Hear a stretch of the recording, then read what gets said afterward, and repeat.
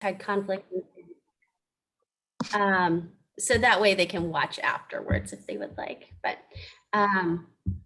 all right, well, welcome everyone. My name is Christy Simon. I'm the president and CEO of the Chamber. Thanks so much for joining us for our legislative wrap-up event with our special guest, Senator Rosapep, Delegate Peña-Melnyk, and Delegate Lehman from District 21. We're looking forward to a great program today. I want to give a quick shout out to the Chamber's Legislative Affairs Committee. It is led by Cindy Mitchell from Blue Flare, who should be joining us anytime now. So if anyone on the call or listening at a later time has interest in tracking legislation and weighing in on legislative issues and making sure the business perspective is always heard, please let us know following the program, and we'd love to have you join our Legislative Affairs Committee. So first we're going to go around and briefly do some introductions. So please unmute yourselves when you're called on, and then you can remute after your introduction. So I'm going to start up at the top of my screen with Chris Farber. Excuse me. Good morning, everybody. Chris Farber. I'm a member of the Central Maryland Chamber of Commerce and the chief nerd at Cheaper Than a Geek. We help small businesses with their technology, or as we like to say, we take the SH out of IT. I love that. It's so catchy. Kim, you're up next. And he says it with such a straight face too. It's amazing. How long do you have to practice that, Chris? Oh, good morning, everyone. Kim Wirt, Director of Operations at the Central Maryland Chamber. All right, thanks, Kim. Scott, you're up next. Hi, everyone. Scott Wallace, Anne Arundel Workforce Development Corporation. We help businesses here in Anne Arundel County attract, retain, and upskill their employees, and we do it on behalf of Anne Arundel County. So for most of our things, there's no charge. Great, thanks, Scott. Good to see you. Denise, would you like to introduce yourself?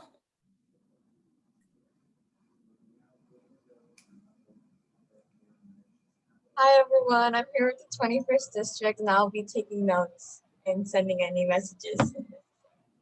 Great, thanks for being here, Denise. Next up is Shay. Good morning, Shay. Good morning, everybody. Hopefully you don't hear my dog. He's out here barking and stuff, but I'm Shay Cook, with the CEO and founder of Crusaders for Change, and we provide financial counseling, coaching, and classes to the community. Anybody who's ready to get out of debt, improve their credit, and save. So good morning. Thank you. Also a member of the Chamber and also on the board. Yeah, she's one of our great board members. Thanks for being here. So Olivia, you'll see on the screen, she's our great communications manager at the Chamber. She doesn't have a microphone this morning, so we'll skip her. But if you see our newsletters and social media and things along those lines, that's all Olivia. So next up is Adam Borden. Hi, I am a vice president at Live Casino. Maybe some of you have heard of us. We're based in Hanover. We've been in operation for about 9 years. We operate a casino and hotel. Great, thanks, Adam. Good to have you here today. We're big fans of Live.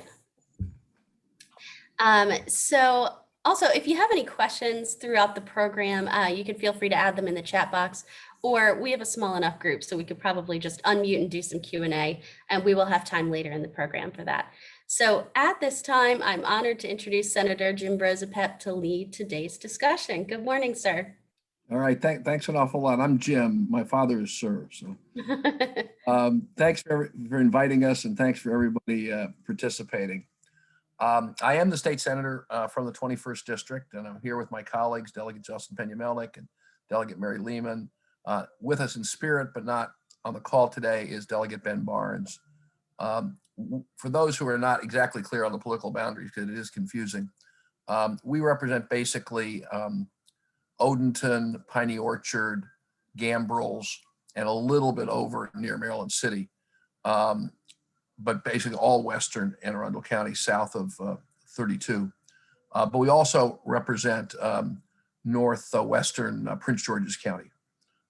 We're one of, we're the only district in Anne Arundel that crosses the border. So we are members of both the Anne Arundel County delegations and the Prince George's County delegations.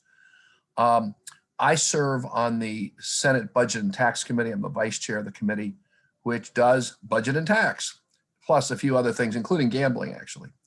Delegate Peña-Melnyk, who will be talking to you in a few minutes is the vice chair of the House Health Committee, chair of the Public Health Subcommittee. Delegate Lehman is on the Environment and Transportation Committee, which also does housing. So the names don't quite match what the committees do, but they do cover the stuff that are in the names. But we all work very, and Delegate Barnes is on the Appropriations Committee and actually chairs the Education Subcommittee and the Capital Budget Subcommittee. But we all work very closely together, generally, but also specifically on things related to the district and specifically things related to Anne Arundel County. Let me just talk a little bit about a couple of issues that I was particularly deeply involved in, and then I'll ask Delegate Peña-Melnyk and Delegate Lehman will jump in, and then we want to take your questions and your issues and concerns. I mean, we want to hear from you. I spent a lot of time this session on really two things. One, working with Delegate Peña-Melnyk on the health response to the virus crisis. Both she and I serve on the joint committee on the virus crisis that held hearings through last year, keeping up to date on what the administration was doing, what the counties were doing, what the issues were to be prepared for the session. And out of that, we worked on a number of pieces of legislation on the health area that Joseline will touch on. I also serve on the Senate Vaccine Oversight Committee. And during the session, we met every week at 4 o'clock on Monday afternoon with the Secretary of Health to review what had happened that week in getting vaccines out to people. We have been meeting since the session, and the next meeting is this Monday at 4 p.m. And so if you want to get up to date on what's going on with vaccinations, it's a great thing to do. But if you're tired of talking about COVID all the time, don't tune in at 4 o'clock because it's what we've all been talking about for about a year and a half. But I'll be on there and we'll be with the Secretary of Health. And there are a lot of issues that, again, Joseline will particularly touch on related to getting the vaccines to people. We're not out of the woods yet.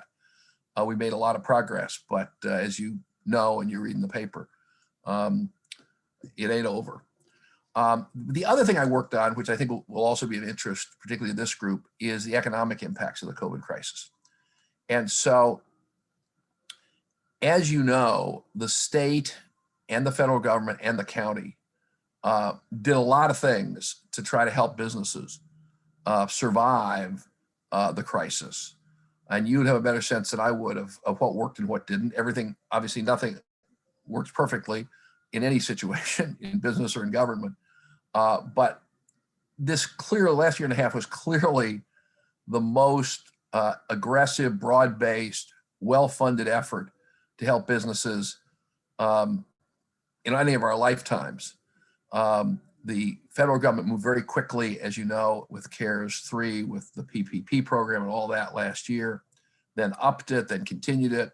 The county and the state put together a whole bunch of targeted programs to help different industries, whether it was restaurants, whether it was retail, whether it was big venues, whether it was self-employed. You get down the list, and you all know more about that than I do.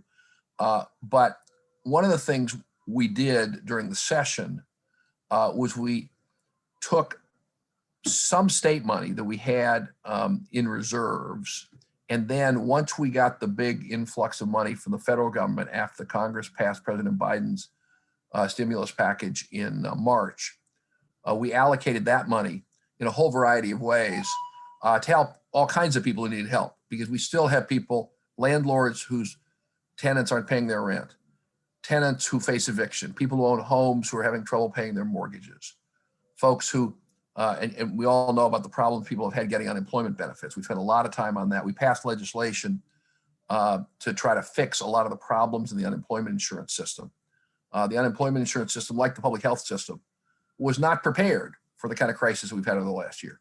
And they've been trying to play catch up, and we've been trying to help them. We made sure that when we got this federal help, that we tried to put it in the places that needed the help to move forward. Two other things we did, and then I'll stop there and happy to take questions and your thoughts. One is, from a business point of view, we wanted to, try to hold down unemployment insurance rates for businesses, because last year, because so many people were unemployed, we basically ran down the entire unemployment insurance fund to zero and had to borrow from the federal government to keep paying people's benefits.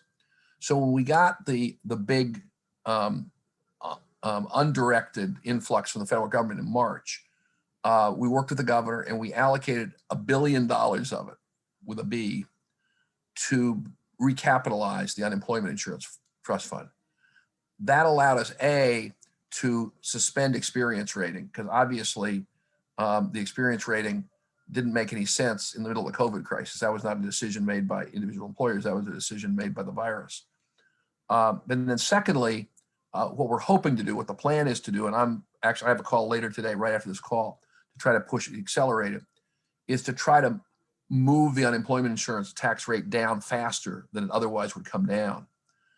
Because between the improvements in the dramatic improvements in the economy and the $1 billion, I think we should be able, I hope we're able to, don't cash the check, bring down the rates faster than they otherwise would come down. The federal law requires us to be building up the surpluses, but putting $1 billion in there, that really helps a lot.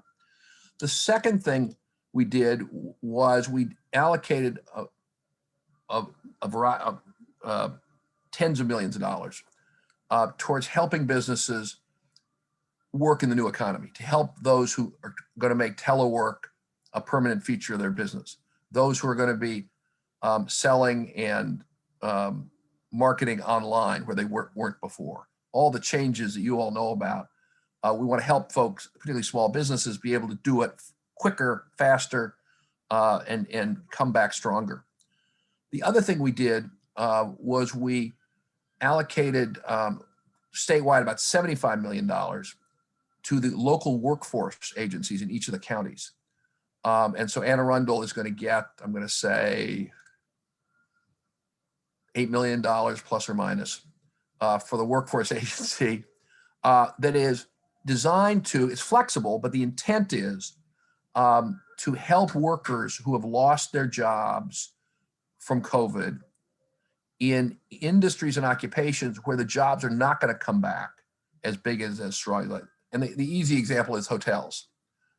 There's reason to believe that business travel is not going to be what it used to be going forward because people figured out how not to fly across the country to have meetings. And so there's reason to believe the hotel business is not going to be in the next 10 years, or the last 10 years. A lot of people work in hotels. At the same time, IT, and Chris knows this better than most, had shortages before COVID. And the demand for services has gone through the roof. Same thing with healthcare. There were shortages in healthcare before COVID. Oh my gosh, we saw the shortages there. So we wanted to make sure that local workforce agencies close to their market, knowing the businesses, knowing the workers, would be able to help those workers move through training, through apprenticeships, from where they were in the jobs that are not coming back into the jobs that are going to be there. So that's a little thumbnail sketch of things that we did during this session related to this. I'm going to stop there and turn it over to our outstanding health guru, Delegate Joseline Peña-Melnyk. Thank you and good morning. It is really an honor to be here with you. And our team, as you can tell, we work very closely together. We sit on different committees, and I know I rely heavily on Jim in the Senate for our bills to get through, and he's on the budget committee, so on the money. And Ben in appropriations. You're going to hear from Mary shortly, and she's the environmental matters guru.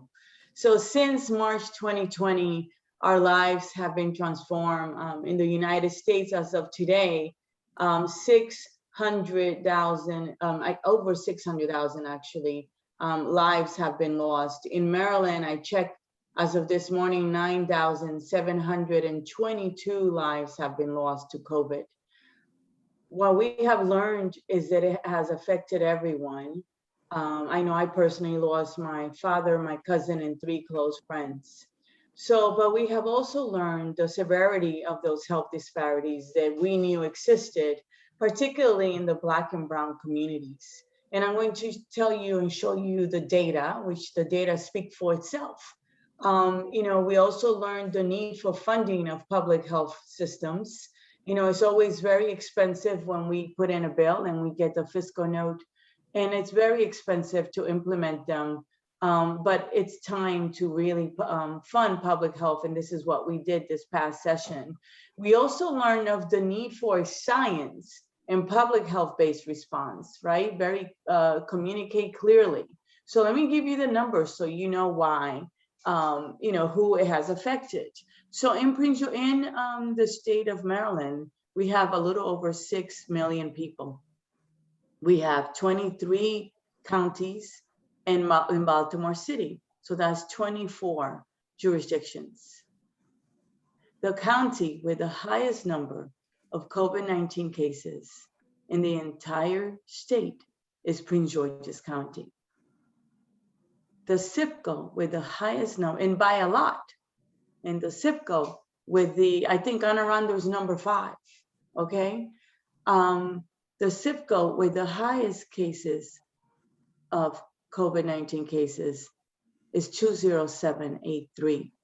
And for those of you on this call and on this meeting today, that is the Langley Park, Hyattsville, Adelphi area. That is the Latino immigrant community. So why is that? Why is it that they have been affected the most? And it's because of those social determinants of health. It is the way that many live. Mary and I, on behalf of the 21st, we did the entire summer from the moment we finished session last year till the fall food distribution in those communities and to the elderly, where we were there every day. I didn't miss one day. And even till today, we are still helping families with diapers, with food. We were helping families that lived in an apartment, 9, 10 families together, they were all COVID positive. It is because many Black and brown people are essential workers. They take care of us. They can't stay home like we can and be on a Zoom call. And they didn't get the PPE, the protection, the equipment, personal protection equipment. Many of them didn't get masks at the beginning.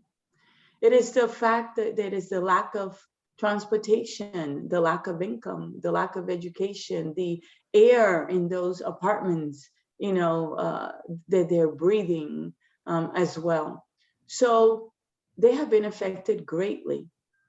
So this session, what we did, and I started working on those bills 7, 8 months before session, because I had to bring everyone to the table. So I had to bring the doctors, the health insurers, the companies, the Blues, Blue Cross, Kaiser, you name it, and many of the advocates in the hospital system, where I put in a bill that requires implicit bias training for healthcare providers. That means not just the doctors, but also the nurses and anyone that works in the healthcare system that touches a patient. And why is that important? That's important because there are many, we are all different, and there are many cultures, and it is important to be a little more sensitive and aware of those needs and those differences, so that when it comes to healthcare, we can communicate clearly. So the bill took a bit of work, as you can imagine, to ask the doctors to support a class that they had to take.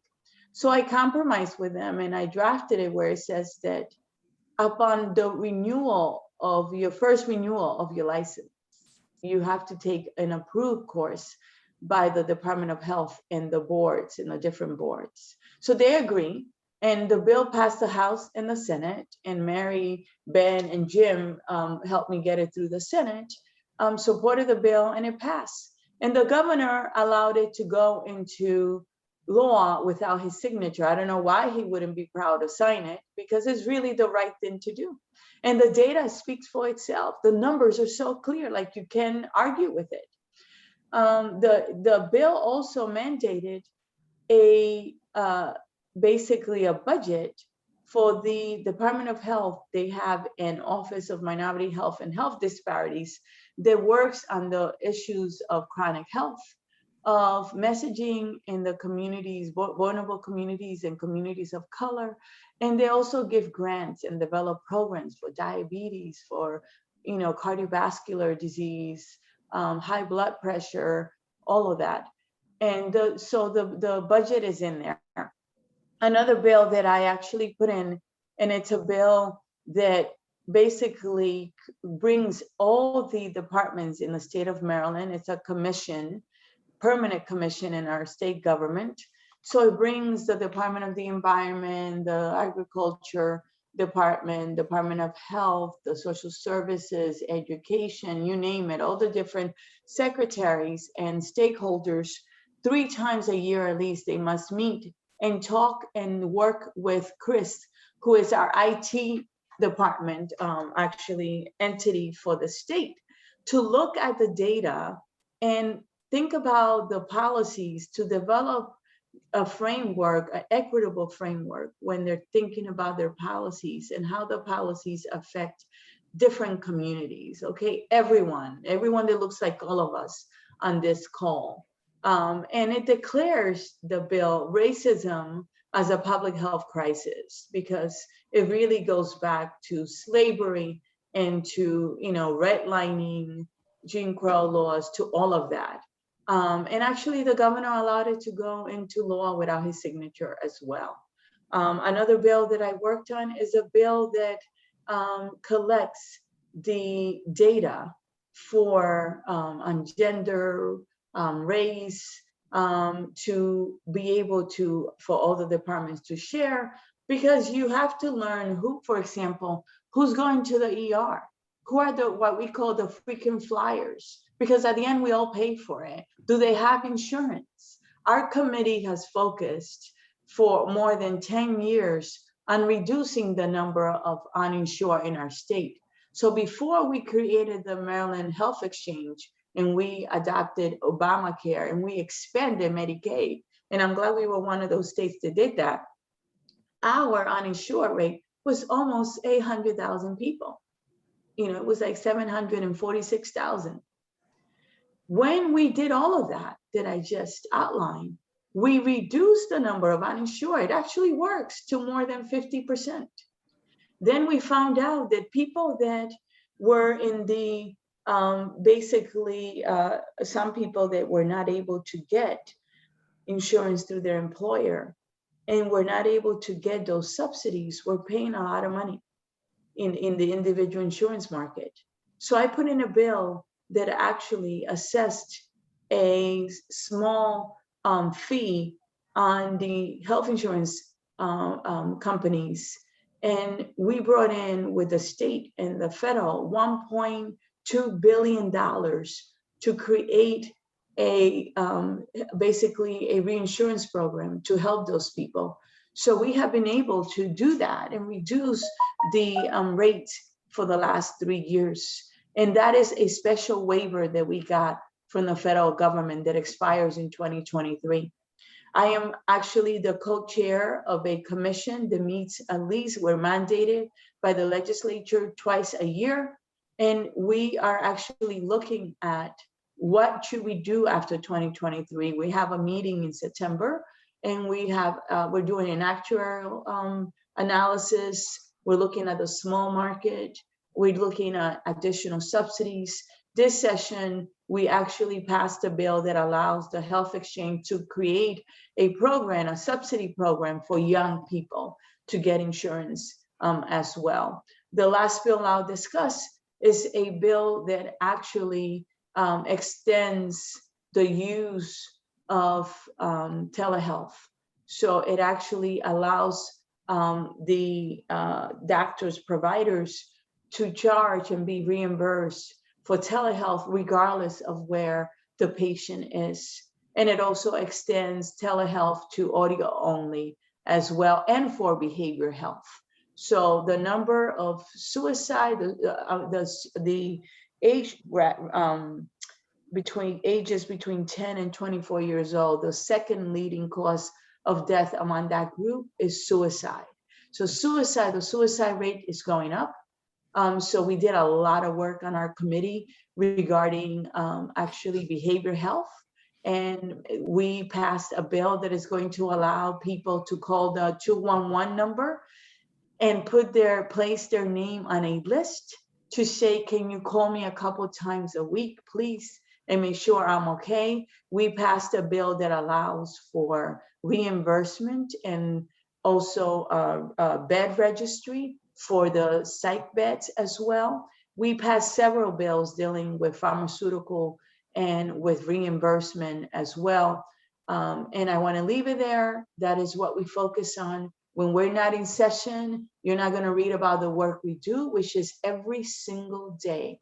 We get emails from people that are struggling with their unemployment, that can't get through the system because it's a horrible system, and they can't get through. And we are constantly contacting the Department of Labor, helping people who are losing their homes, or helping businesses like yourself, find grants through their applications, making call to make sure that it's processed. This session we passed the Relief Act to help small businesses as well. So we did a lot. I'm very proud of the work we did. It was an intense session. Thank you so much again for allowing me to speak. Now I will turn it over to my sister from another mother, Mary Lehman. Hi, good morning, everyone. It is an honor to be here with you today. And Jim and Joseline are fantastic teammates and representatives of Prince George's, our district in Prince George's and Anne Arundel counties, as Jim defined it for you all. So as Joseline and Jim both said, it was a very intense session. There's never a shortage of issues to address at the state level, but layered on top of that were all of the challenges related to COVID, unemployment, health, all of the mental health issues that that as Delegate Peña-Melnyk said, that came to the surface. My office has, like Delegate Peña-Melnyk and Senator Rosapep, Delegate Barnes and others, takes calls every day from people whose Beacon accounts are locked up, where they either were getting benefits and suddenly they aren't getting benefits anymore, or they're still trying to collect, sometimes going back 6 months or a year.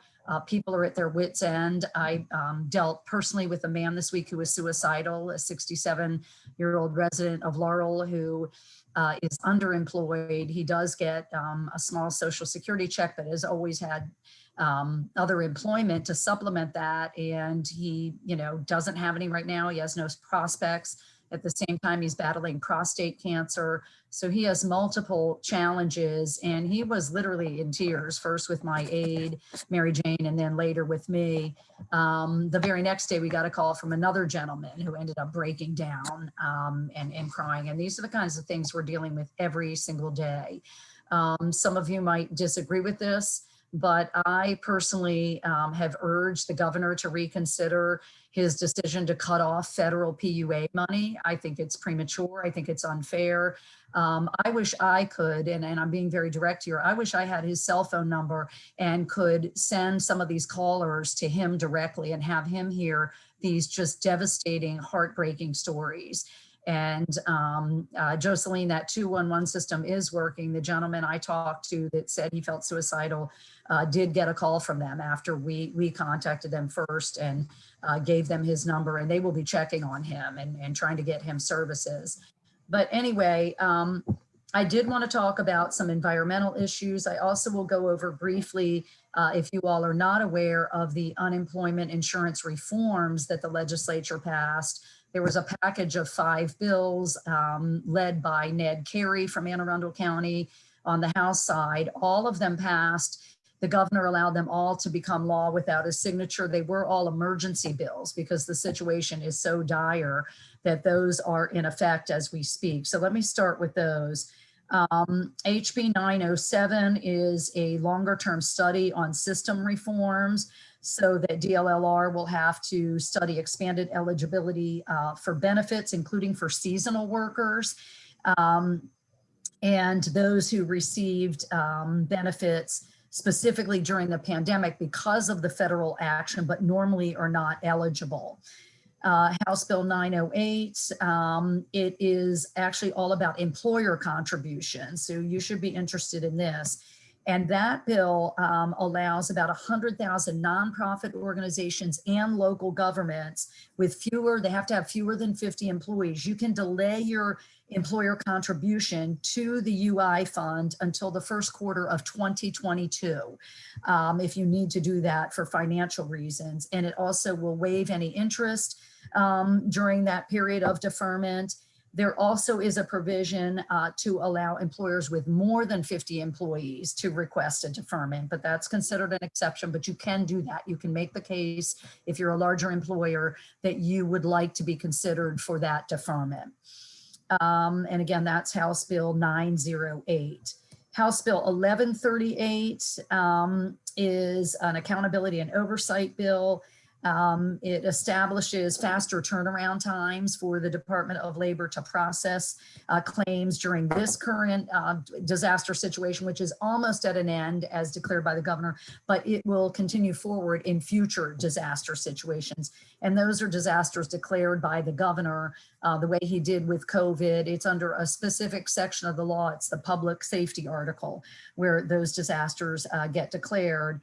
And it basically says that a disaster is defined as a period where the department fails for at least 4 consecutive weeks to make those first payments to people that are eligible within 21 days. So House Bill 1139, this is more for claimants than it is employers. It increased the amount of money that people applying for UI have to report. If they're making a little money on the side somehow, they're doing, freelance work or doing something as part of the gig economy, they used to have to report any amount of income above $50, and that would get deducted from their UI benefits. Now they can earn up to $200 before they have to report that, and it gets subtracted from their benefits. And then finally, the last one, so that was House Bill 1139. House Bill 1143 addresses work sharing and makes work sharing more flexible. It redefines eligibility for work sharing jobs where those people sharing the job can both apply for unemployment benefits. It can be people hired on a full-time or a permanent part-time basis, not temporary part-time, but permanent part-time. So I figured those would be of interest to all of you as employers. Then quickly on the housing and environmental front. So the environmental committee in the House, specifically, it's a little different in the Senate, deals with anything you can think of related to the environment, air quality, water quality, natural resources, fisheries, but it also deals with all kinds of transportation issues, as the name of the committee suggests. So that's trains, planes, automobiles, proposed maglev, anything having to do with the Motor Vehicle Administration. So any laws having to do with, traffic issues, citations, speed cameras, ID through the Department of Motor Vehicles. And then housing, which you wouldn't know from the name of the committee, is a subcommittee of the Environment and Transportation Committee. And I actually sit on the housing subcommittee. So I'm going to start by talking about an important housing bill that passed. It was one of the few bills, there were lots of housing bills to try to help tenants that are at risk of eviction. Unfortunately, the only one to pass both houses and become law is called Access to Counsel. And it's specifically for very low income tenants who are served with eviction papers and have no way of representing themselves in court. Tenants are at a huge disadvantage when they try to go to court and speak for themselves. If any of you have ever been to court for any reason, there's a whole lexicon in courtrooms of legal, lingo and procedures. And unless you're a lawyer or trained in the legal profession, it's kind of hard to know what to even do or to follow what's happening. And fewer than 2% of tenants, some people think it's as little as 1%, when they go to court for eviction, try to represent themselves, usually doesn't go well. Whereas about 98% of landlords take a lawyer with them to court. So this law guarantees access to counsel for very low income folks, and they would get representation the way everyone is entitled to in criminal cases through nonprofit organizations at the county level. So the Maryland Legal Services Corporation will get grant money that it will then distribute to the counties to provide that representation.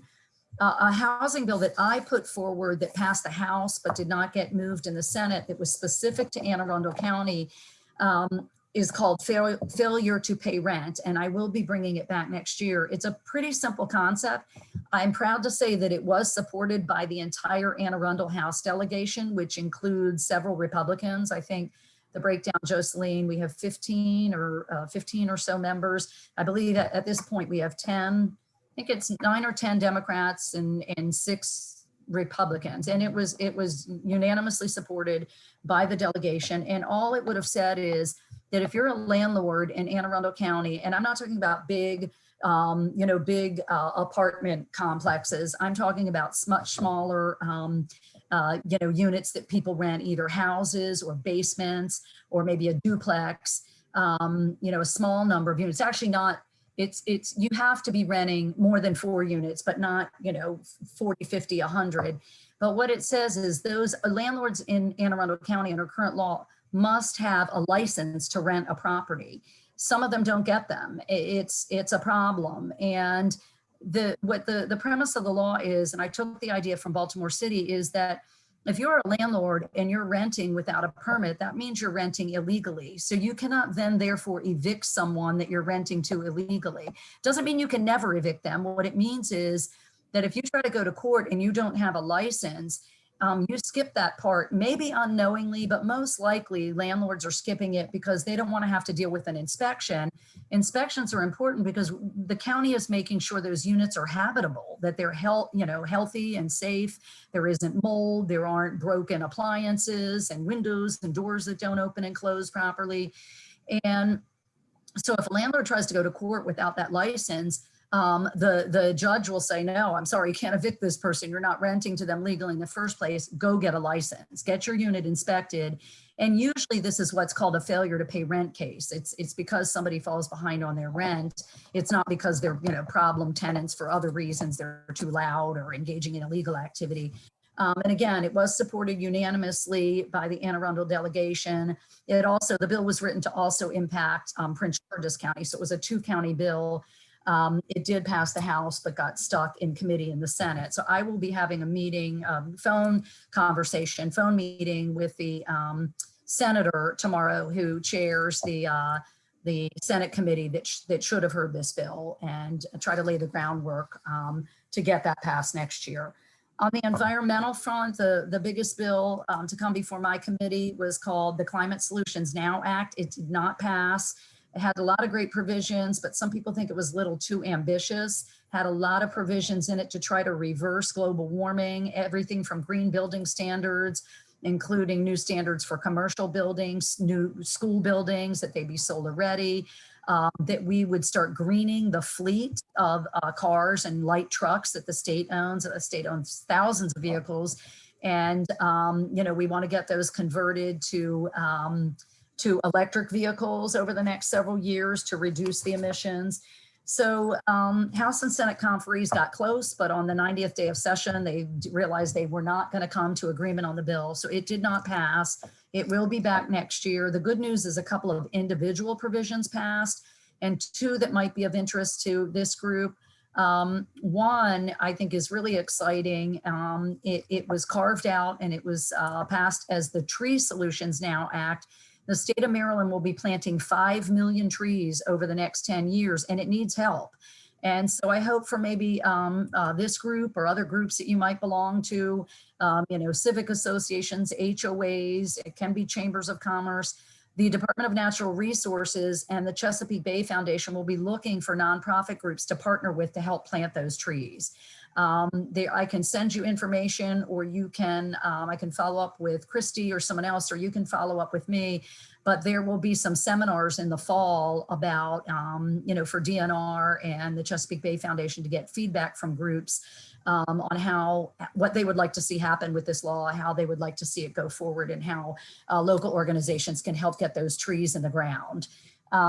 So the one other standalone bill that passed as a result of this Climate Solutions Now Act says that the state Maryland Department of Transportation, the Transportation Authority, beginning in 2023, as it starts to replace its old buses These are public buses, not school buses. As it starts to replace its old diesel buses, as they age out and hit a certain, number of miles, that they will have to begin buying electric buses. And so that's only 2 years away. So it will happen over a number of years. They're not going to, we're not telling them to replace their whole fleet at once. That would be cost prohibitive. But as those old buses age out, that will happen. So I think I will stop there and we'll see if there are any questions for us. And it is, again, an honor and a pleasure to serve you and help you with anything. Well, thank you so much, Delegate Lehman. Do any of our guests this morning have questions you'd like to start with, or I can certainly, I had just a few comments. Well, I'll go first then if nobody's Please. jumping in. Please. So, back to the loans, Senator, you're speaking about, the federal, state, and the county governments have done an incredible job of getting the money into the hands of the businesses that need it. So, it was a little complicated at times, especially with PPP and working Oh with my the God, SBA. absolutely. Yeah, so the chamber really tried to step in and bridge the gap and provide information. We had webinars with the SBA and other organizations to help the businesses connect. So just as an example, we're always here to partner on initiatives like that and make sure the communication's happening both ways. Similar with the vaccines, right now we're partnering with the Anne Arundel County Health Department to encourage our businesses to host vaccine clinics at their location. We're working with Dr. K at the health department, his staff on that. He has expressed he really wants to meet people where they are. And even if there's just 3 or 4 vaccines that are given at a location, that's a success. So do you have any thoughts on how the business community or the chamber can continue helping with the vaccines or other issues and ways we could partner together? I have lots of ideas, but let me ask Jocelyn or Mary if they want to jump into this first. Go at it, Jim. Okay. Thank you. Well, I mean, yes, there are 2 big ways that I'm sure you're doing, but I'd love to encourage you and help you take it to scale, because the problem now is not that we have too many people who are anti-vax or too many people who don't believe COVID is real, although we have some of those, there's no question, they exist. But some of those people will never get vaccinated, and some of those people will be the last people, they'll be vaccinated like 2 years from now. But the bigger group, which we estimated at about 1 million people in Maryland, who are over, I guess, Jocelyn knows better than I do, the age now is either 12 or 16 for how young you can get the vaccine. So we're basically talking about adults and young adults. We think there are about 1 million people who have not gotten vaccinated, who are not anti-vaxxers and who don't deny that COVID's a problem. Those people overwhelmingly are working class people who don't have close relationships with the healthcare system, who don't have great transportation. Many of them don't speak English. And I'll give you an example, and there are people like this in Anne Arundel County, as well as every place. They are immigrants from Central America who are indigenous. They're not Latino. They don't speak Spanish. They're Mayan, and they speak the Mam language. They don't speak English, and they don't speak Spanish. And talk about people not being able to sign up online. Talk about them not being able to figure out what you do when you go into the CVS to get vaccinated. Talk about trying to understand the difference between the J&J and the Pfizer. And so folks like that need to be offered and encouraged to get vaccinations in environments they are already in. And there are 2 ways the business community fits into that. One is they work places. And so all employers can really help by working with the health department or with, Anne Arundel Medical Center and lots of other folks are doing vaccinations. Giant will come out, CVS will come out to your employee and do it on site. So that's a great way that employers can help. And as Dr. K says, if you get 2 or 3 of your employees to do it, it's a big deal for them. It's a big deal for their family. It's a big deal for their neighborhood. It's obviously big. That's one. The other are businesses, and this certainly, and they may be doing it already, I just don't know. Maryland Live, places where people come in large numbers. I mean, it's actually a question. Is a gentleman here still here from the casino? He actually had to log off, Okay. unfortunately. Do you know, has the casino been sponsoring vaccinations at the casino? So they did have a vaccination clinic in their big ballroom at the casino. I don't know if that's still ongoing. But that's, I use it as an example. Yeah. Is restaurants, venues where a lot of people come anyway, supermarkets. There's been a lot of success around the country. Joseline turned me on to this like 4 months ago. They were doing it in New York months ago. Is supermarkets. People go to the grocery, laundromats, check cashing stores. Those are all businesses where people are often coming. They trust them because they work with them all the time. So I really think there's a huge opportunity for businesses to help do this. And it's not just the right thing to do. We can have another surge. There are variants. We don't know how long the vaccines last. And so getting more people vaccinated faster is just, it's important for everybody. I'm just preaching the converted, but I'm just saying those are ways I think the business folks can help. And I know we're doing it in Queen George's, we're doing it at the supermarkets, people are doing it at the laundromats, at the churches. I have a clinic that I am leading on Sunday for Pfizer, and I did one 3 weeks ago where I door knocked 420 homes, 900 apartments.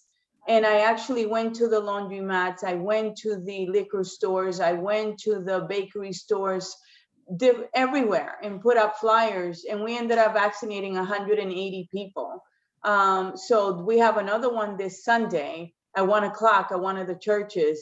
I have a friend who's doing it, Dr. Peralta, and she's going to the food trucks with her, she's literally vaccinating at the food truck. She's going, on the street and talking to people because at this point, it's not that we don't have the vaccines, we have them, right? The point is finding the arms now, because there are no low-hanging fruits. It's being able to communicate to people the importance of getting vaccinated and having trusted sources that the communities, trust, like yourselves.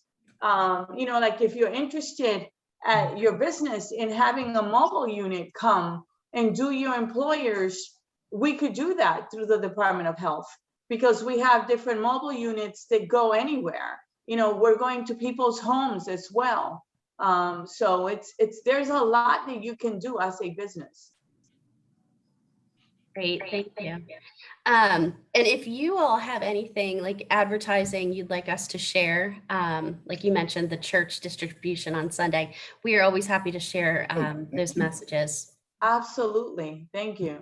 Good idea. Could I make one more suggestion? I apologize for you after we had any ideas. Yeah. Because you are the Central Maryland Chamber of Commerce, you have specific shopping centers in your service area. If you haven't already, what I would do with the relevant health departments is be sure every one of those shopping centers has a plan for vaccination on site, because all those shopping centers have grocery stores or liquor stores or laundromats or other places that people come very regularly. And I think that could be a very efficient way to reach a lot of people quicker. Thank you for asking. That's a great idea. Scott, I see your hand raised. Do you have a question? Yeah, I've got believe it or not, a couple of them. Imagine that. Number one, just a comment, I guess, to start off with is, I know I've talked to some businesses about hosting a clinic like that, because that's one of the pushes that we're doing. And some of their hesitancy is they don't want to be seen as the place where non-vaccinated people are. Like if I own a store, I don't want people stay away from me because I'm doing this. That's a great kind of thing. point. So that's just one concern they have. Just to share. It's a very good point. The second one that I have is kind of in reference to the non-legal landlord renter bill, that scenario, and I understand what you're doing and I appreciate that. But if I am not legally renting to them, I almost see an oxymoron, because then I'm not renting to them. If the law says I'm not legally renting to them, then I'm not renting to them. So what are they doing in my property? You know, you see that little, and I'm no lawyer. I'm not trying to, go that direction or whatever. But that struck me as when I heard about that I was like, well, how, if I'm not renting to them legally and the court says so, then what are you doing on my property if I'm not renting to you? See what I'm saying there? And I don't, again, I'm a common guy. You guys are way smarter than I am. There's no doubt about it. But that just struck me. I'm no lawyer or anything like that by trade or anything, but that one just struck me. And then the second thing, or I guess the final thing, and it kind of loops in together, is Delegate Rosapepe, you're not writing down, we got to get this guy, are you? I hope you're not. I am. I'm taking notes on what you're saying. Is Okay. what I'm doing. Well, then I have to move because I'm in your delegation, so I guess I better move that. No, I'm just No, kidding. go ahead. And I'm sure you've heard a lot worse. That's, and then the last one comes around the environment, and it's two kind of things. And trust me, I got solar panels on my house. I don't pay an electric bill. I love it. Okay, so I'm a big fan of renewable energy and those kinds of things. But two things that I know are concerns out there is, one is kind of, where does maglev stand? You hear all these things, and all of a sudden there for a little while be a huge push. It's coming, it's coming, it's coming. Then it drops off and you don't hear anything. And then a few months later, something will come back, And on top of that one too, a big proponent of electric vehicles, electric cars, all that good stuff. But I know one of the problems with electric vehicles is, well, there's mainly two. One is the infrastructure to get them recharged if I'm out and about beyond my limitations for my battery, I guess you'd say, or however that works. And two is, because they don't buy gas, they're not paying the taxes that people who drive conventional vehicles, I'll call them, do. And I know what those taxes support, and I understand we need those taxes, but obviously that tax base is dwindling as more and more people get into electric vehicles, yet they're still on the road, they're still, wearing out the road, that kind of things, So I guess that's my question, is around that environmental issue. Yeah, I'm happy to handle some of those. So I'll start with the electric vehicle issues first. Scott, actually, this was just raised to me within the last month or two by somebody who also is a fan of electric vehicles, an electric vehicle car owner, who said, it's a member of the Laurel City Council, and he's very pro-environment, but he said, you and others need to be thinking about in the legislature exactly what you just said. If more and more folks are driving electric cars, then who's paying the gas tax? And, and that supports, transportation related issues, new roads, and, repairing roadways, sidewalks, all of that. And that's something I had not given any thought to. So at some point, we probably will have to address that and figure out a way. The person I talked to said, maybe it could be something that's done through the emissions process, but there has to be another way, because we're going to continue losing revenue on that front. The ideas for like the state car and light truck fleet and state buses and school systems are looking individually at converting their buses. Some have already started. I know Montgomery has already started converting to electric buses. That is going to be both a challenge and an opportunity. So, you can't do it overnight. As I said, it will be done as those buses, as the diesel buses age out. But what was also raised to me by a member of the labor community in Prince George's, actually, a union bus driver said, the thing that all of these counties need to be thinking about is, especially the bigger counties that own their own bus fleet. Some counties, Prince George's and Montgomery, own their buses. I know Howard contracts for their bus service, so they don't own their school buses. I'm not sure about Anne Arundel. I believe they own theirs as well. Most of them are contracted. Oh, they are? Okay. They have some, they have small fleets. Okay. Right. Well, Prince George's and Montgomery own their entire fleets, and they are large fleets. But their mechanics are trained only to repair diesel buses. Their mechanics are not trained to repair electric buses. And this bus driver I was talking to, who is actually like a shop steward, said, there will need to be training. We don't want our mechanics to lose their jobs, but you have to be thinking about that too if we're going to start buying diesel buses. And so there's, you know, again, with opportunities come challenges, with challenges, opportunities. That doesn't mean, and I'm sure you agree, that we should shy away from those. We just have to be thinking, you know, before we run into that problem and realize those great new electric buses are breaking down and no one knows how to fix them. And then we're paying a lot more, you know, to outside contractors to have them repaired. We have to be thinking proactively about some of those challenges. I forget what else you asked. Maglev, what's the kind of the status of Maglev at this point? I'm sorry, the status of what? High-speed rail, Maglev?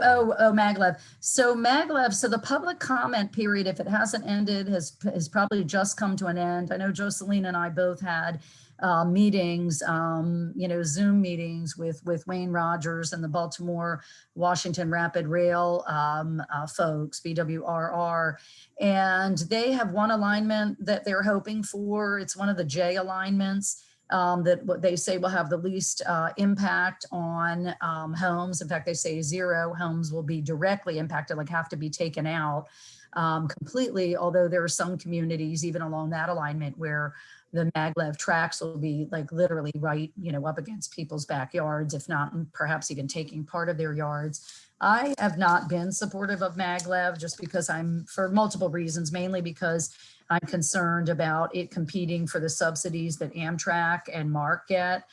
The BWRR people do not deny that they will eventually need federal subsidies to, you know, cover the costs of that system. But the bottom line is the feds will be coming out. I can double check the date, you know, with the closing of the public comment period. They will be coming out recommending either one of the alternates, one of the build alternates, and they will explain, you know, if they suggest an alternate, why, you know, how it has the least impact on this or that, this aspect of the environment, or this aspect of, you know, residential communities or the business community or all of the above. Or they could recommend the no build alternate. We won't know until that happens. And then if they recommend one of the alternates, then there will be, you know, a series of, you know, continued actions, public meetings and that kind of thing. When they actually put a shovel in the ground, I would be hard pressed to say. I don't know if Jim or Joseline know the answer to that, but it's a ways off, but not forever. So. And I know I'm a fan of public transportation, don't get me wrong, and I think it's really cool that you can be from DC to Baltimore or BWI in 15 minutes or whatever the thing is. But the other thing that I've heard too, that from a workforce point of view, is it's going to be cost prohibitive for most people to take it, because I've heard upwards of $80 round trip even, you know, so that's a huge commuting expense, even though you get there quick, you know, so. I met with Mr. Rogers, and that was one of the questions that I brought up, is how much is it going to cost, and who is this really for, right? And especially when it's going to cost anywhere from $13 billion to $16 billion to build, and we have a lot of roads in our state and a lot of, you know, projects that have not been funded. And I feel that I was asking that I thought that would compete with what we already have. I'm very supportive of mass transit, but I'm also very supportive of the systems that we have. And there are many seniors that we hear from that are not able to travel on a Saturday and Sunday because we don't have enough buses, you know, not enough cars on the MARC train, the parking. And I went through all of that and a lot of the different roads that need to be fixed, you know, 32, 175, Route 1. So we had a really good discussion. They're doing their due diligence and meeting with people, which I appreciated. And I talked about the, you know, eminent domain, where will people's home be taken, you know, the easements they need, all of that. So that they're working hard on it. Great. Well, thank you guys for the updates and information. I appreciate it. Okay. Oh, go ahead, Kim. I had a question on fraudulent unemployment claim. So someone had filed a fraudulent claim in my husband's name, and his employer, which is the state of Maryland, asked, sent him the email saying, why are we getting this? And he said it wasn't me. They told them what steps to take. So he filed this is a fraudulent claim, don't process it. However, they did process it and we got the unemployment card. How do we resolve that? He's been employed the whole time. He did not file anything. He told them that someone had filed and yet it still went through. Let me jump into that one. Oh, Mary, if you want to go ahead. Yeah, and I just want to say I'm so sorry. We're all sorry when we hear a story like that. It's extremely frustrating. My husband was also a victim of fraud. He was working at home one day. He's been working. He's an engineer. Has been working. Like most people with white collar jobs that can work from home. He's been at home since before the pandemic. His employer has been generous and said, you don't need to come back in person anytime soon. He's got an autoimmune condition, but he was sitting on his computer one day working when his HR department called and said, Mr. Lehman, did you file an unemployment claim for some reason? And he said, absolutely not. Why would I do that? Well, it was a fraudulent claim. Delegate Valentino Smith has been very open about saying this to people. Somebody filed a claim in her name, Geraldine Valentino Smith.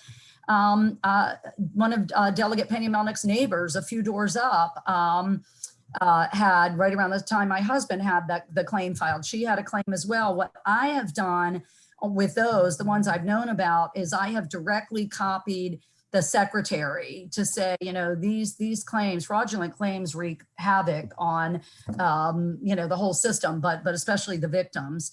And we just got a call this week in my office from a young man who actually does need unemployment. And they said, oh, you're already getting it. Well, guess what? It's someone else getting it in his name. And so it's horrible. We just do outreach on a case-by-case basis to the Department of Labor and say, please help with this. I don't know what the procedures are for how exactly they deal with these fraudulent claims or how long they take to resolve, but Jim or Joseline may know better than me. Yeah, we just need to know who to contact. I mean, I know the Department of Labor really isn't back in the offices, so it makes it very difficult to get someone. And, they went ahead and mailed the debit card. So we have that. At least they, weren't smart enough to put it in somebody else's address. So we have that card that we've just been holding on to, but waiting for them to reopen their offices so it can get returned. This is Jim. We feel your pain. I'd say a couple things. One is obviously don't spend the money, hold it to send it back, which I'm sure is what you're doing. Right. But feel free to contact our office and we'll talk to them directly. You can just text or talk to Denise and we'll follow up on your specific situation. But I want to make 2 points about the fraudulent stuff. Because we've looked into this a lot. The fraud is not coming from individual smart crooks.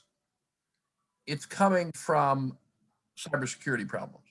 It's where you have crooks that are stealing 500,000 names. It's exactly like how they shut down the gas pipeline. It's exactly how the ransomware people took over the computer system for the Baltimore County schools. It's a wholesale operation. It's not a retail operation. And the problem is that just as the Department of Labor was not set up to get checks to people who are supposed to get them, they're not set up to deal with not sending checks to people who aren't supposed to. It's exactly the same. It's a systems problem. And the legislation that Mary talked about in detail was designed to help fix that. And there was actually a hearing the day before yesterday I believe by the House Committee or the Joint Committee on Unemployment Oversight to get up to speed on what is the Labor Department doing to implement the new law we passed. And the answer is they're doing a little bit, but they're not getting very far along. And I mean, I'm sympathetic to them in the sense that, none of the people who work there ever had to deal with this level of unemployment before. But I'm not sympathetic to them in the sense that it's kind of their job. And I mean, that's the reason the military does war games. That's the reason they do practice sessions to practice for, you don't have a war every year, but you might have a war. And if you have a war, you got to be ready to go to war. And our state agencies, our health department, our labor department, didn't have contingency plans. And that's part of what's in the legislation we passed. Doesn't solve the problem in the short run, but says this is going to happen again. And so we got to be prepared. We got to be prepared to scale up quickly. We got to be able to deal with the IT issue. I'm on the Joint Technology Oversight Committee, and we had a hearing yesterday, not on this specific issue, but on the broader cybersecurity issues in terms of government operations. So there's a lot of work to be done. We can help if you, Kim, if you send us the information, like Jim requested, we can easily help. They'll respond to us. Okay, that's, and just as a follow-up, you know, being the chamber, we were 2 chambers that merged in 2017. Right. The Central Maryland Chamber retained the West Anne Arundel County's numbers and filed the paperwork to do that. But the BWCC was shuttered at the end of 2017. We had someone file an unemployment claim for BWCC who had never worked for the chamber at the end of 2020.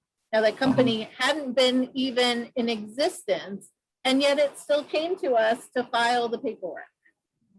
Thank you for bringing that to our attention. I've not heard of a case like that, but it's a mess. Yeah, That's a new one. I've never heard of that scenario. That was funny because we thought maybe before the state sent the claim paperwork, they would have at least verified the tax ID number was still in effect. They should, of course they should, of course. Yeah. Well, and to tack on to Kim's question, that was one of my questions also, because we had a meeting at the Maryland Association of Chamber of Commerce Executives, which is CEOs from all over the state. Sure. Just a couple of days ago, and we were talking about this issue. Apparently, so many businesses are having problems, and it's kind of put back on the employer because they're asking us to verify within 3 days or 5 days. So the employers are hopping right on it and verifying the information, which apparently halts many of these claims because that is the red flag that it's fraudulent. But even though a lot of the businesses are replying in the time frame, a lot of the claims are still being paid. Okay, that's helpful to know. Yeah, I guess the employers are finding out by accessing their Beacon account, but if they're not looking.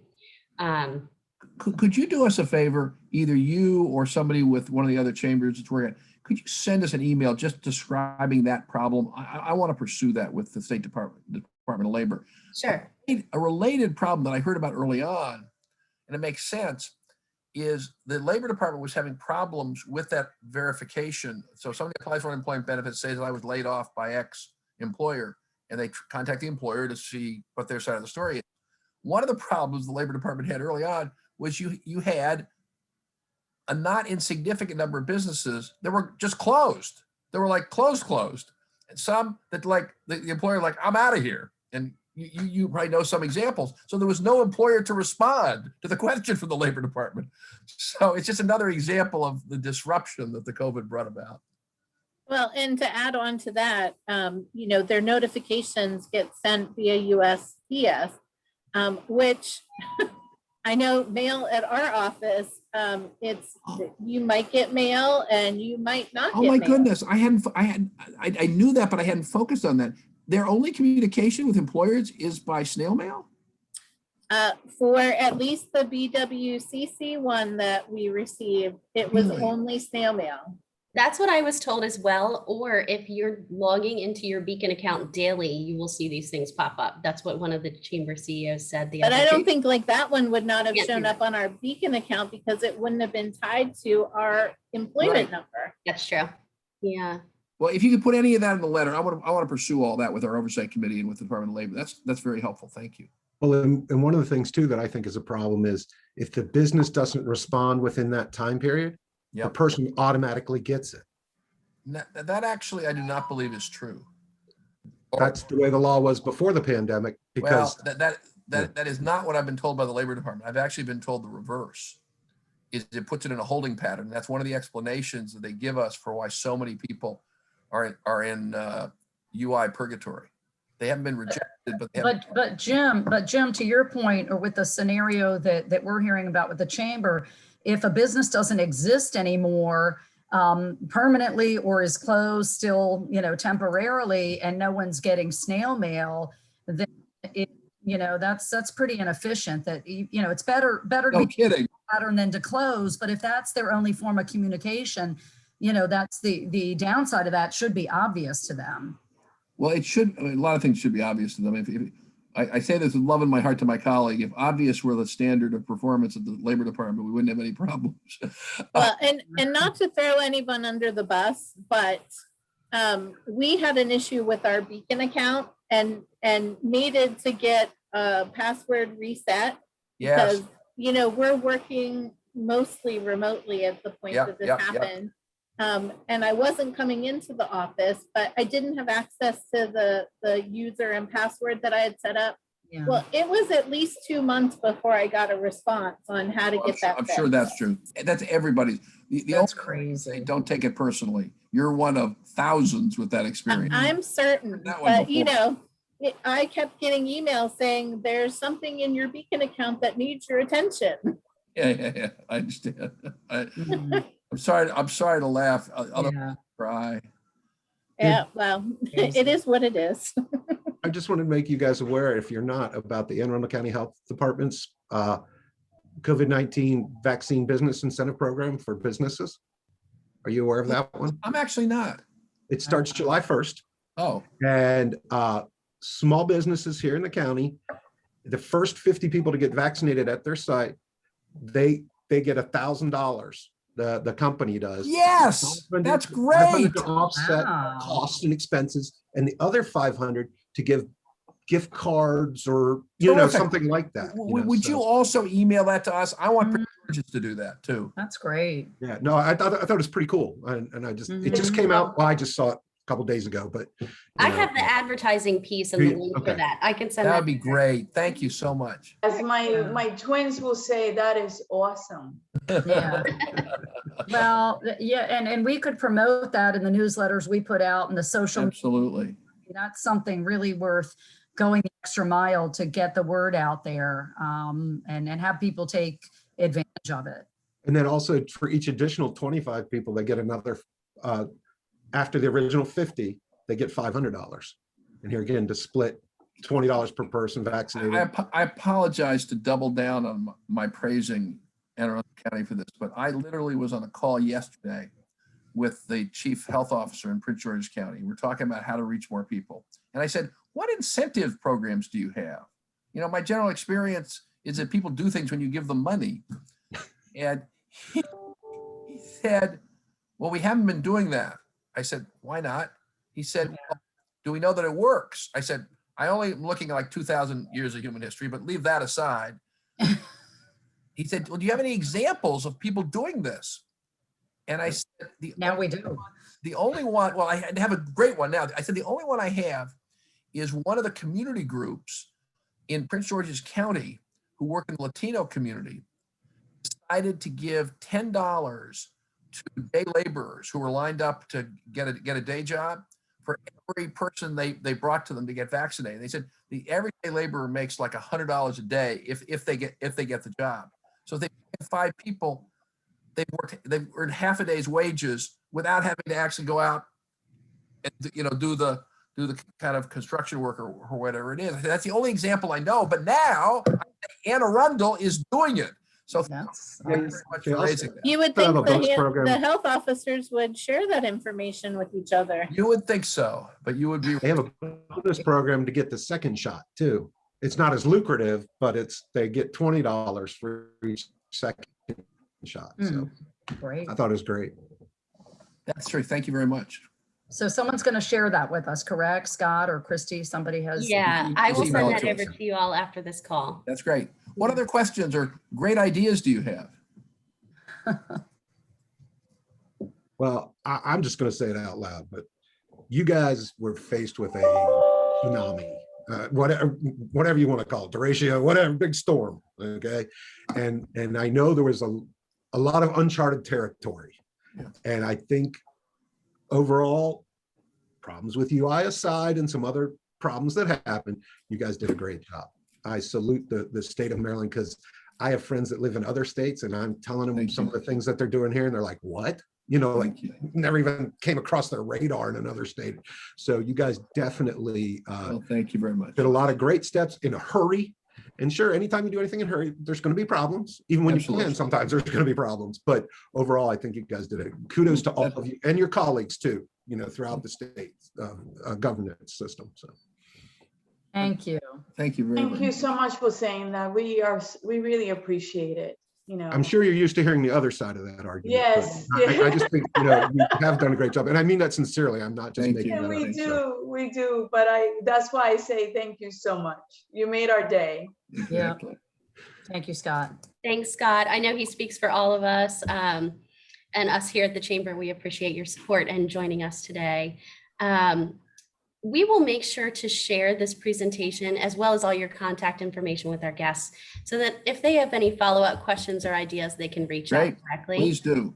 Yeah, so again, thank you so much, Senator Rosapep, Delegate Peña-Melnyk, and Delegate Lehman for joining us today and for your service to our great state of Maryland. So we hope to see you real soon and have a wonderful day. Thanks Stay so much. safe and healthy, okay? Bye. Thank Thank you. Bye-bye. you. Bye-bye.